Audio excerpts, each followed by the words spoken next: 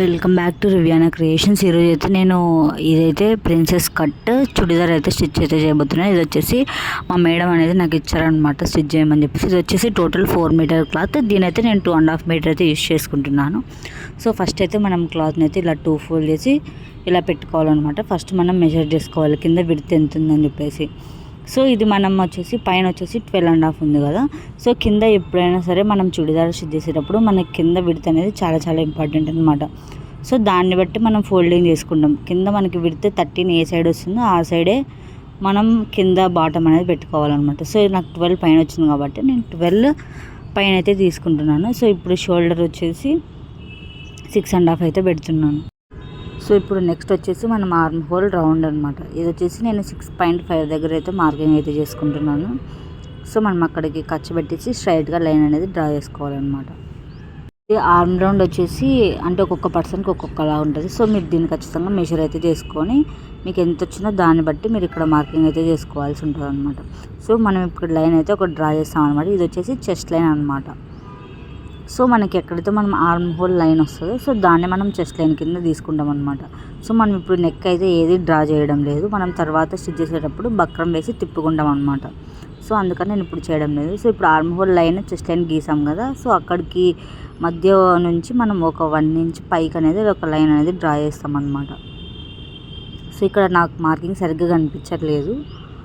So మనం 1 inch అయితే mark అయితే చేసుకున్నాం అన్నమాట. ఇప్పుడు మనకి చెస్ట్ రౌండ్ అనేది మనం మార్కింగ్ చేసుకుంటాం అనమాట. ఇప్పుడు చెస్ట్ వచ్చేసి నాకు 38 డివైడెడ్ బై 4 చేస్తే నాకు 9.5 అనేది వచ్చిందనమాట. సో దాన్ని బట్టి నేను ఇక్కడ 9.5 అనేది మార్కింగ్ అయితే చేసుకుంటాను అనమాట.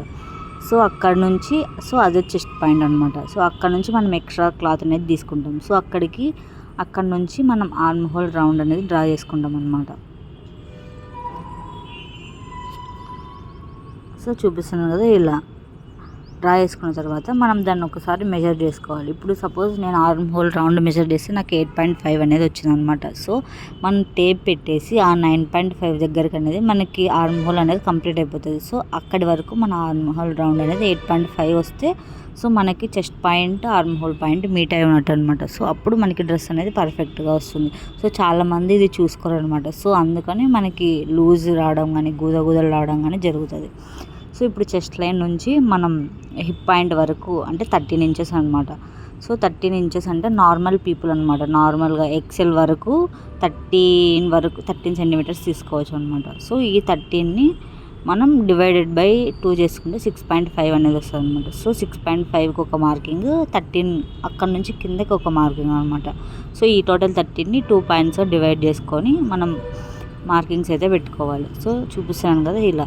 ఇప్పుడు మనం లైన్స్ అనేది డ్రా చేసుకోవాలన్నమాట. చెస్ట్ లైన్ వేసుకున్నాం కదా. సో ఇప్పుడు వచ్చేసి ఇది వచ్చేసి వేస్ట్ లైన్ అనమాట. సో వేస్ట్ లైన్ డ్రా చేసుకున్న తర్వాత ఈ నెక్స్ట్ లైన్ వచ్చేసి హిప్ లైన్ అనమాట. సో ఇప్పుడు డ్రా చేసినది వచ్చేసి లైన్ అనమాట. సో మీరు ఏది డ్రా చేసినా కూడా ఒకసారి రాసుకుని అనమాట, కన్ఫ్యూజ్ అవ్వకుండా ఉంటారు. చెస్ట్ ఏది, వేస్ట్ ఏది, హిప్ ఏది, మెయిన్గా ఇక్కడే కన్ఫ్యూజ్ అయిపోతుంటారు అనమాట. మనం మార్కింగ్ చేసుకోవడానికి ఇంపార్టెంట్ ఇదే కాబట్టి సో మనం రాసుకుంటే బెటర్.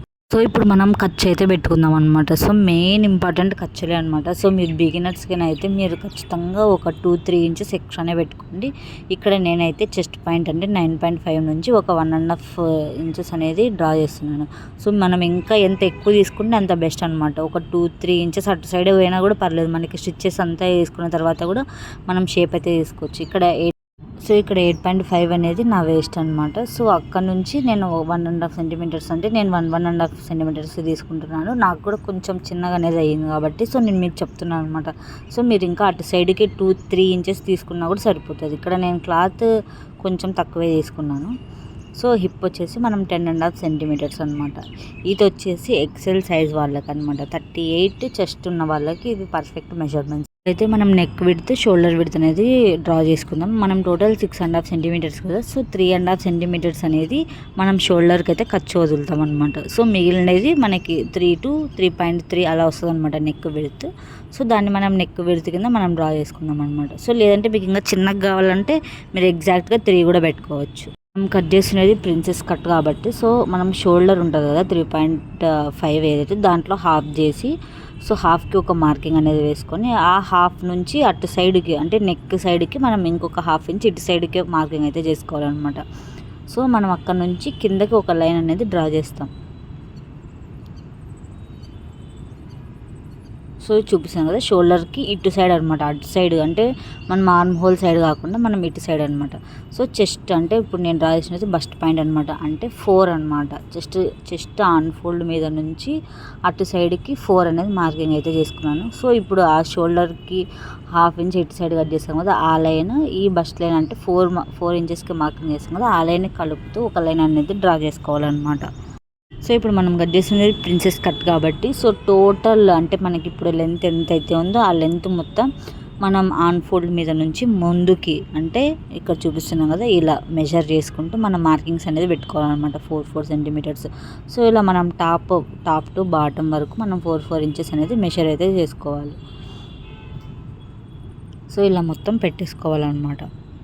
ఇలా మొత్తం మార్కింగ్ చేసుకున్న తర్వాత మనకి ఇక్కడ మనం ఇందాక బస్ట్ పాయింట్ అంటే చెస్ట్ది ఆ పైన హాఫ్ షోల్డర్ది ఇలా ఒక లైన్ అయితే డ్రా చేస్తాం కదా కిందకి. సో అది ఒక మనకి బాక్స్ లాగా ఫార్మ్ అవుతుంది అనమాట. సో ఆ బాక్స్ అంటే మనకి ఇందాక మార్కేసి చూపించాను కదా అది. సో అక్కడ నుంచి కిందకి ఒక 1/2 ఇంచ్ అనేది మనం డ్రా చేస్తాం, ఎందుకంటే ఇది మనం ప్రిన్సెస్ కట్ కాబట్టి. సో మనం ఇక్కడ నుంచి షేప్ అనేది తీస్తాం అనమాట. సో ఇక్కడ 1/2 ఇంచ్ కనిపిస్తుంది కదా, సో దాన్ని మనం కొంచెం కింద నుంచి ఆ మార్కింగ్ని కలుపుకుంటూ మనము రౌండ్గా ఒక షేప్ అనేది గీస్తాం అనమాట. సో చూపిస్తాను కదా, ఇలా కనిపిస్తుంది కదా లైట్గా. సో ఇది మార్కింగ్ లైట్గా అయ్యేసరికి మీకు కనిపించట్లేదు. సో మీరైతే రౌండ్గా డ్రా చేసుకోవాలన్నమాట. మీరు తీసుకెళ్ళి దాన్ని ఆర్మ్ హోల్లో అయితే కలపకూడదు అనమాట. మనకి రౌండ్ షేప్ ఎక్కడ మీట్ అవుతుందో మనం అక్కడికంటే ఆర్మ్ హోల్ కన్నా కొంచెం పైకే చూపిస్తున్నాం కదా. సో డైరెక్ట్ ఆర్మ్ హోల్లోకి మనం తీసుకెళ్ళకుండా కొంచెం పైకి అనమాట. సో మనకు చేస్తే ఇలా నీట్గా రౌండ్ షేప్ అనేది ఇందాక సైడ్కి ఎక్స్ట్రా మార్కింగ్స్ అయితే పెట్టుకున్నాం కదా. సో దాని నుండి ఇప్పుడు లైన్స్ అనేది కలుపుతూ మనం లైన్ అయితే డ్రా అయితే చేసుకోవాలన్నమాట. సో మీరు కొంచెం మరీ చెప్తున్నాను, బిగినర్స్ అయితే కనుక కొంచెం ఎక్స్ట్రా ఖర్చులే పెట్టుకోండి. సో ఇప్పుడు మనం ఇక్కడ కింద హిప్ దగ్గర 10.5 అయితే ఏదైతే ఉందో మనం ఆ లైన్ని కన్సిడర్ చేయకూడదు. 10.5 నుంచి మనకి అటు సైడ్ మార్కింగ్ చేసుకుంటాం కదా, ఎక్స్ట్రా 1 ఇంచ్ అయితే మార్క్ చేసుకుంటాం అనమాట. సో అక్కడ నుంచి మనం కింద మనం సైడ్ స్లిట్స్ అనేది వేయాలన్నమాట. సో మనం 10.5 దగ్గర నుంచి మనం లైన్ అయితే ఇట్లా టేప్ అయితే పెట్టకూడదు. మనం ఎక్స్ట్రా ఏదైతే తీసుకుంటామో అక్కడ నుంచి మాత్రమే మనం టాప్ బాటమ్ టు లెంత్ అనేది ఒక లైన్ అనేది డ్రా చేసుకుంటాం అనమాట. సో ఎక్స్ట్రాస్ నుంచి మనం ఇది స్లిట్స్ అనేది మనం స్టిచ్ చేస్తాం అనమాట. ఎగ్జాక్ట్గా దగ్గర నుంచి మనం స్టిచ్ అయితే చెయ్యం. సో ఎందుకంటే మనం ఫోల్డ్ చేసి కుట్టుకోవాలి కాబట్టి. బిగినర్స్ అయితే ఇక్కడనే మిస్టేక్ జరుగుతుంది. సో ఇది చూసుకోవాలని నేను మరీ చెప్తున్నాను అనమాట. సో ఇక్కడ నుంచి మనం టేప్ పెట్టుకొని మనం నీట్గా లైన్ అనేది డ్రా అయితే చేసుకోవాలి. ఎక్కువ కర్వ్స్ అయితే ఉండకూడదు. కొంతమంది అంటే స్టార్టింగ్ డ్రా చేసే వాళ్ళకి కొంచెం క్రాస్ పోయే ఛాన్సెస్ ఉంటుంది. వన్స్ క్రాస్ పోయిందంటే మనం స్టిచ్ కూడా మనకి షేప్ అనేది స్ట్రైట్గా రాదనమాట, క్రాస్గానే వస్తుంది. సో అందుకే మనం లైన్ డ్రా చేసుకునేటప్పుడే జాగ్రత్తగా డ్రా అయితే చేసుకోవాలి. నా దగ్గర ఇంకా లాంగ్ స్కేల్ అనేది లేదు కాబట్టి నేను చూపించలేకపోతున్నాను. ఒకవేళ మీ దగ్గర స్కేల్ ఉంటే కనుక మీరు డైరెక్ట్గా స్కేల్తో అనేది నీట్గా మార్కింగ్ అయితే చేసుకోవచ్చు. సో ఇప్పుడైతే ఇలా ఉందన్నమాట షేప్. ఇక్కడ చూపిస్తున్నాను కదా, ఇంకొకసారి క్లియర్గా చూడండి. రౌండ్ షేప్ అనేది నేను ఆర్మ్ హోల్లో గీయలేదు, కొంచెం పైకే గీసాను, ఎందుకంటే రౌండ్ షేప్ అక్కడ మీట్ అయింది కాబట్టి. సో ఇది మొత్తం 4 సెంటీమీటర్స్ మొత్తం టాప్ మొత్తం మనం మార్కింగ్ అయితే చేసుకున్నాం. సో ఎక్స్ట్రా సైడ్ కూడా పెట్టుకున్నాం. సో నెక్ అనేది మనం బక్రంలో స్టిచ్ చేసుకుంటాం. ఇక్కడ డైరెక్ట్గా క్లాత్ మీద కట్ చేయకూడదు నెక్ షేప్ అనేది. ఎప్పుడైనప్పుడు మనకి నీట్ ఫినిషింగ్ అనేది వస్తుంది అనమాట. సో అదంతా నెక్ పార్ట్ కోసం. ఇప్పుడు నేను ఆర్మ్ హోల్ అయితే కట్ చేశాను. ఇప్పుడు మనం ఈ ప్రిన్సెస్ కట్ అయితే ఉంది కదా, సో దాన్ని మనం కట్ చేసుకుందాం.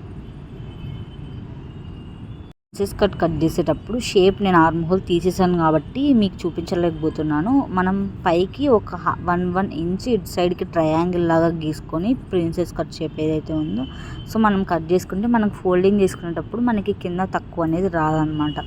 లేదా వన్స్ మీరు ఇలా కట్ చేసిన తర్వాత మొత్తం ఈ పీసెస్ని డైరెక్ట్గా వెళ్ళి స్టిచ్ అయితే చేయకూడదు. ఇలా పేపర్ కటింగ్ అయితే చేసుకోవాలన్నమాట. ఫస్ట్ నేను ఏదైతే ఆన్ ఫోల్డ్ మీద చూపించాను ఫెయిర్ క్లాత్లో, సో అలా మీరు ఫస్ట్ పేపర్ కట్ చేసుకొని మీరు 1 సెంటీమీటర్స్ అనేది ఇలా చూపిస్తున్నాను కదా, 1 సెంటీమీటర్ గ్యాప్ వదులుతూ మెయిన్ ఫ్యాబ్రిక్ అనేది కట్ చేయాలన్నమాట.